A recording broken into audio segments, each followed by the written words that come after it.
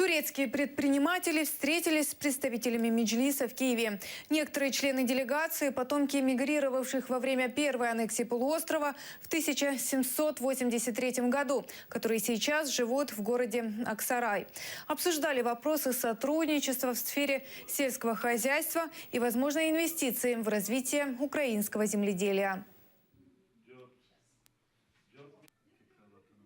Они приехали сюда на сельскохозяйственную выставку, которая проводится здесь, и заодно прозондировать перспективы и возможности инвестиций в сельскохозяйственный сектор. Они знают, что у нас очень плодородная земля,